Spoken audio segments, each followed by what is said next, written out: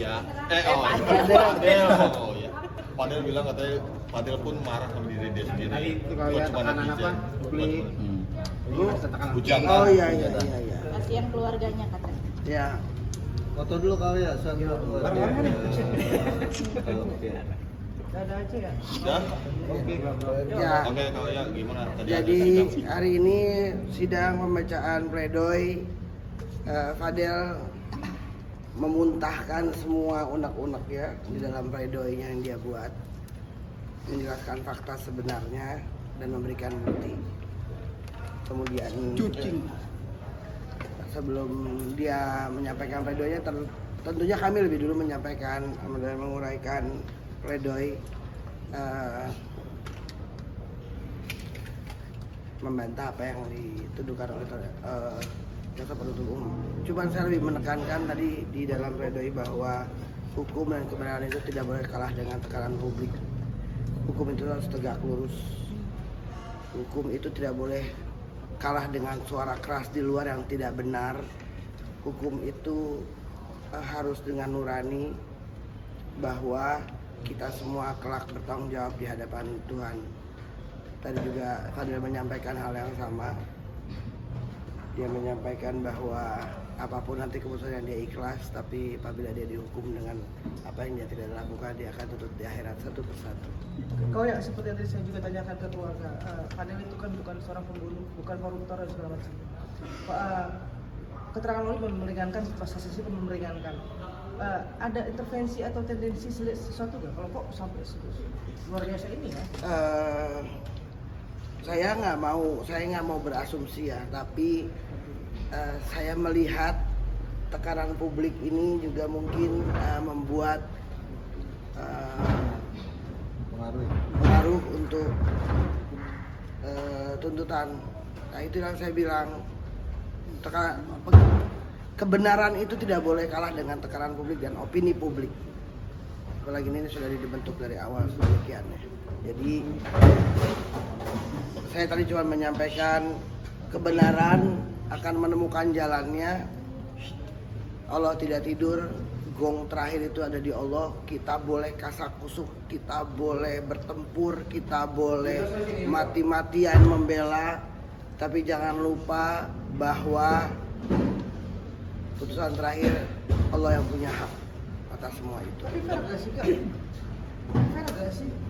Karena kan kalau kita lihat ini luar biasa 12 tahun denda miliar gitu. Ya, kalau ditanyakan fair apa tidak, ya saya akan jawab nggak fair, tapi ya sah-sah aja, silakan aja. Tadi saya sudah sampaikan, silakan aja mau menuntut setinggi-tingginya, asal bisa dipertanggungjawabkan aja di akhirat. Enggak, di dunia bisa minta tolong sama lawyer kali ya, di akhirat nggak ada lawyer bos, mau minta tolong sama siapa. Tapi ya saya cuma berharap ini tempat terakhir kita untuk meminta keadilan, dan hakim itu perwakilan Tuhan di dunia. Jadi tanggung jawabnya besar sekali kalau salah memutuskan. Tadi Fadel juga mengungkapkan kalau menyesal lah ibaratnya Fadil yang dulu Jadi gagal sebagai anak. Oh ya tadi dia menangis ya waktu membaca pledoi. Ya anak usia remaja beranjak dewasa yang tidak berpikir akibat apa dari perbuatannya. Tapi balik lagi tadi dia menyampaikan bahwa dia bangun di sepertiga malam untuk mohon ampun, dan dia mengadukan orang-orang yang ikut menzolimi dia. Seperti saya bilang, Tuhan lebih sayang pada hambanya yang bertobat meskipun dia berdosa, dan Tuhan akan mendengarkan doa orang yang terzolimi meskipun dia berdosa, karena janji Allah itu pasti.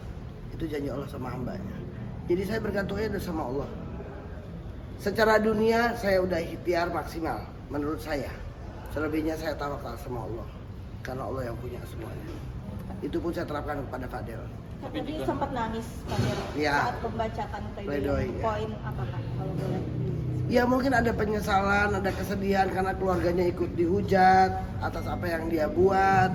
Tapi dia juga menyampaikan bahwa tidak semua tuduhan itu dia lakukan sesuai fakta persidangannya. Makanya dia bermohon supaya melihat fakta persidangan kebenaran tidak boleh kalah oleh tekanan publik. Itu aja. Kak, tadi juga Fadel udah menyiapkan pleidoynya sendiri. Apa sih Kak mungkin poin yang disampaikan dalam pleidoynya yang Fadel buat sendiri itu? Pleidoy yang disampaikan ya sama lah seperti saya sampaikan bahwa itu 3 lembar ya. Saya nggak mungkin kasih tahu isinya apa, cuman garis besarnya bahwa dia ikhlas menerima apapun putusannya selama putusan itu Allah ridho. Selama putusan itu diputuskan atas apa yang dia lakukan, tapi dia tidak mau memikul apa yang dia tidak lakukan. Nah, jika itu terjadi, dia akan menuntut dia. Itu. Ada langkah hukum selanjutnya mungkin strategi untuk meringankan hukuman dari tuntutan? Saya nggak tahu ya, hari ini tuh saya dan Fadil tuh baca pledoi itu lega luar biasa. Sehingga membuat JPU tertarik untuk menjawab. Tadinya saya pikir JPU akan tetap dengan tuntutan yang ternyata tidak, dia mau replik. Oh iya. Minggu depan. Kayak hujatan dari masyarakat itu berpengaruh pada kasus hukumnya apa lebih ke mentalnya sih? Mental dia dan Dua-duanya. Dua-duanya. Kalau Hukum mental, juga dong. iya. Kalau mental udah dibejak-bejak bos, udah rusak kalau mental ya. Kalau hukum ya itu. Ini nih di negara kita ini hukum nggak boleh takut sama tekanan publik. Kan ada bahasa no viral no justice. Oke, yang seperti apa? Ya, bedanya tuh gini. Kalau di Indonesia nggak kayak di film-film di luar negeri. Kalau di luar negeri itu sidang ada juri ya. Iya betul. Jadi ada yang bisa memberikan saran pendapatnya segala macam. Di kita kan nggak ada. Jadi saya berharap dan saya meyakini majelis hakim yang menangani perkara Fadel, majelis hakim yang tegak lurus. Kak, dengan adanya replik itu kan tanggapan baik lah ya dari JPU. Ada sedikit titik terang nggak sih kalau yang melihat hal itu? Saya cuman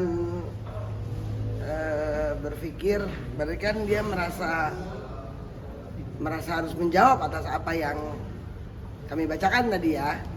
Jadi ya, buat saya menarik ini. Ya jawab deh apa yang tadi kita sampaikan. Gitu. Kan memang harus tanya jawab dulu semuanya sampai semuanya clear, sampai hakim bisa melihat dulu dari dua sisi yang baik. Berarti ada duplik nantinya ya? Ada replik, ada duplik lah. Kayak terkait pledoi menyebutkan nama itu juga sih perempuan Doli juga gitu. Oh iya disebutkan. Apa mungkin sedikit?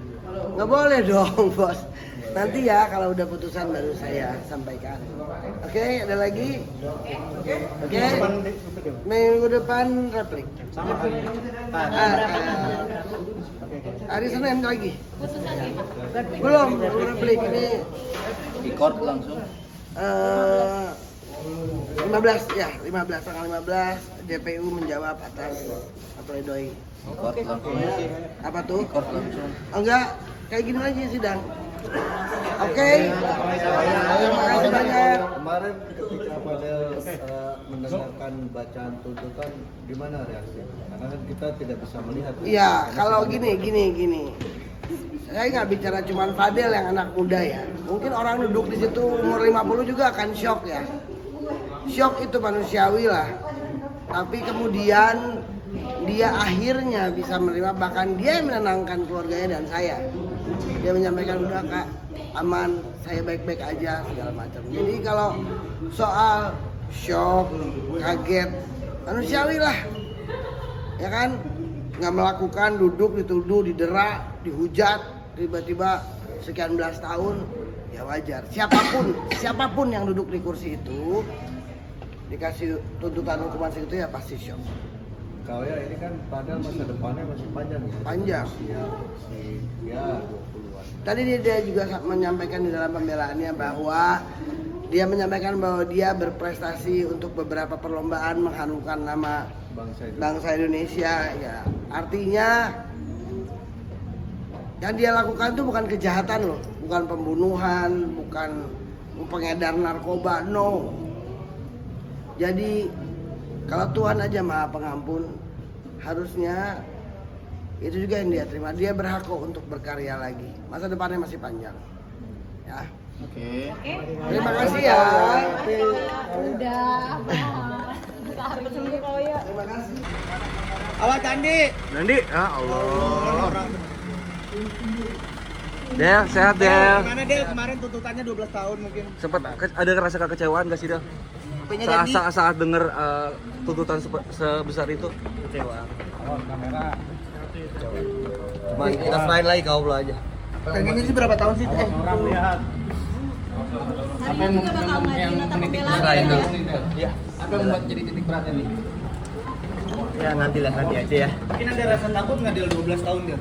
Kalau takut enggak, karena kalau janjinya surga buat saya nggak apa-apa.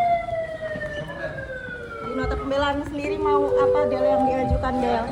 Kita lihat nanti ya. Berarti udah siap dengan nanti putusannya apapun Siap, Del? insya Allah siap. Selalu siap. Del, apa sih yang bikin lo kuat Del selama ini Del? Keluarga dan banyaknya mukjizat dan banyaknya belajar dari orang-orang yang di dalam.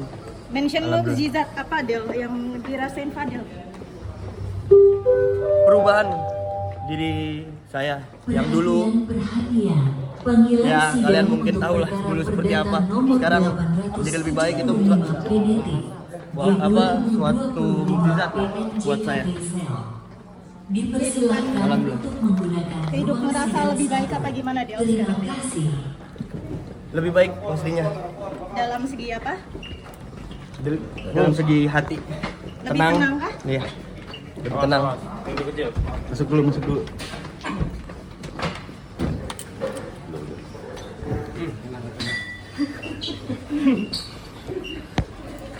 Awas kaki. Ada persiapan lagi Del buat ini Del? Persiapannya doa. Minta doa juga Fadel. Cukup ya? Oke. Cukup.